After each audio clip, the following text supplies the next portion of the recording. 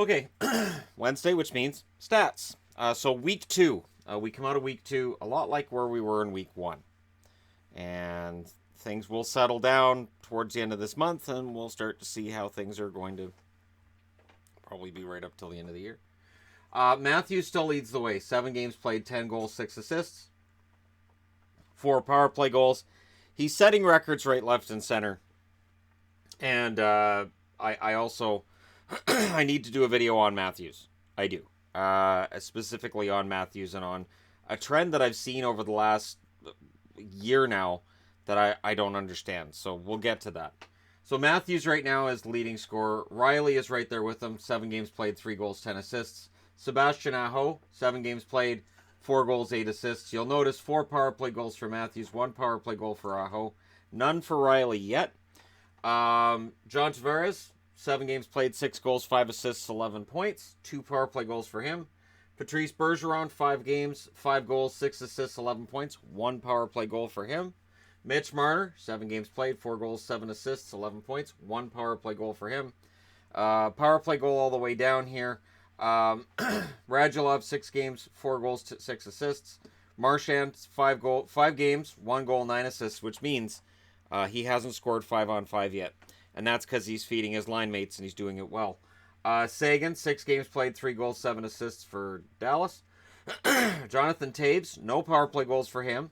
5 games played, 5 goals, 4 assists, 9 points. David Pastrnak, 5 games played, 7 goals, 2 assists, 9 points. 2 power play goals for him. He's that guy that has been getting some pretty sweet feeds from Brad Marchand. DeBrincat, 5 games played, 6 goals, 3 assists, 9 points. 1 power play goal for him. Rantanen, 6 games played, 1 goal, 8 assists, no power play goals on his. Kuznetsov, 5 games, 4 goals, 5 assists, and all of his goals are on the power play. Connor McDavid, 4 games played, 4 goals, 5 assists. 3 power play goals for him out of those 4 goals. And, of course, he set a record factoring into all 9 of the first 9 goals of the Edmonton Oilers this season. Kyle Palmieri, 4 games played, 7 goals. I have him on the board here. I put double asterisk because there are other players ahead of him that have 8 points. But it is worthy of note that he's on pace for 140 goals and nobody's talking about it. 4 of those goals are on the power play. So Palmieri's off to probably the best start of his career, I'm going to go ahead and guess. And he's the guy nobody's talking about. And yet if you look at the goals in 4 games, he is ahead of some big names. He's tied with Pastrnak. And he's ahead of guys like Toews and Tavares, but you wouldn't know. Save percentage. So with goaltenders, I'm like, okay, what number am I going to use? I'm going to use save percentage, and I'm not going to include everybody. So I'm just going to go with what they call qualified goaltenders. Qualified means that at the end of an 82-game schedule, when you look at your save percentage leaders, your goals against leaders, they have to have played a certain amount of games to qualify for any kind of a leadership category. That's to weed out guys who play 1 game or 5 games or 6. And in this case, if a goalie's played 1 game, they're not on the list. Halak, a 961 save percentage. Kincaid is tied with him at 961. Vasilevsky has a 950. Varlamov a 948. So 3 of the first 4 are European goaltenders. Miller, 946. Gibson, 944.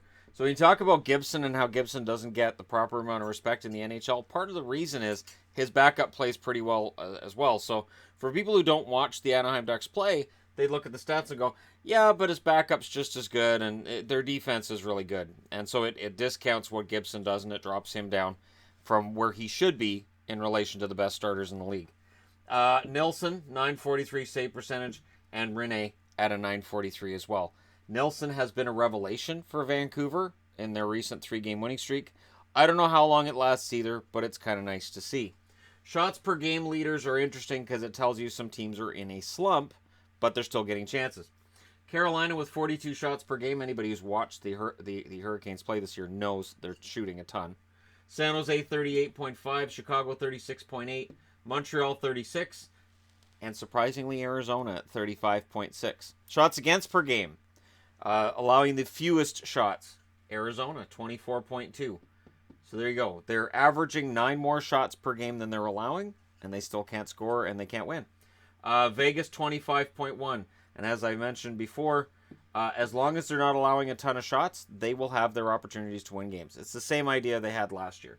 Carolina 25.3, which means they're averaging 17 more shots per game than their opposition. And that's why I like Carolina's game. And even though they've lost their last couple, I still think they're playing really well, and they should just keep it up. Jersey 25.8, and there's Montreal at 26.6, which means they're averaging almost 10 shots more per game than they're allowing. And anytime you can do that, and you got Carey Price in net, or in this case Antti Niemi, as recent games have been, you have an excellent chance at winning.